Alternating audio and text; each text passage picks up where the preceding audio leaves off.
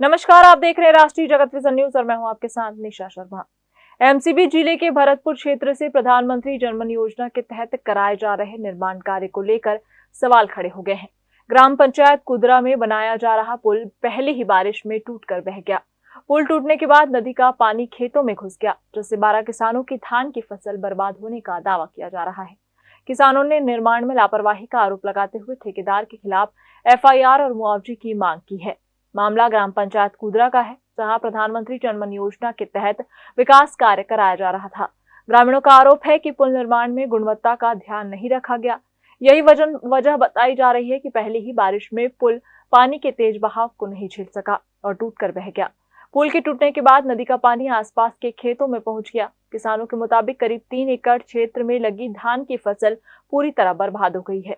इस घटना से 12 किसान प्रभावित हुए हैं और किसानों ने लाखों रुपए के नुकसान का दावा किया है। ग्रामीणों का आरोप है कि अगर निर्माण कार्य में गुणवत्ता का ध्यान रखा जाता और समय रहते पुल की मजबूती की जांच की जाती तो यह स्थिति नहीं बनती। घटना के बाद ग्रामीणों में आक्रोश है और उन्होंने पूरे निर्माण कार्य की जांच की मांग की है।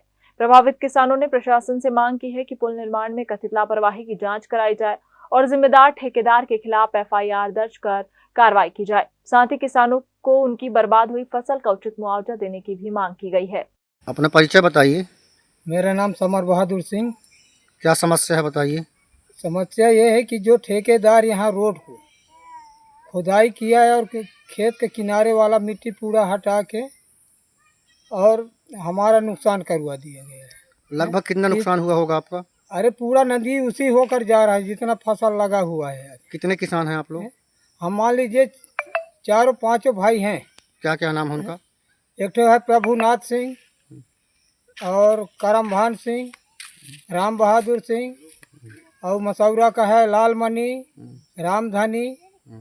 इतना लोगों का खेत होकर बाढ़ हाथ जा रहा है और बरसात के महीना में ठेकेदार काम करके और अधूरा करके छोड़ के अब चला गया है।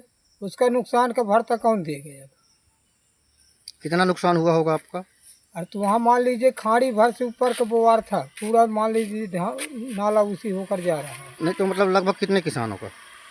किसान वहाँ बताएं कि यार 5-7 लोग हैं किसान। नहीं तो सबका मतलब कितना नुकसान हुआ होगा सब किसानों का? सब किसानों को जितना उधर खेती है। कितने मतलब कितना लागत कितना हुआ होगा? उसमें लागत आज मान लीजिए कम से कम एक किसान उसमें 15-30 खाड़ी 35 खाड़ी एक किसान पाता था। क्या चाहते हैं शासन से आप? अब शासन हमको मुआवजा दे उसको, अब नहीं मुआवजा ना दे और तत्काल उसको रोड को तत्काल बनवाए। अपना परिचय बताइए।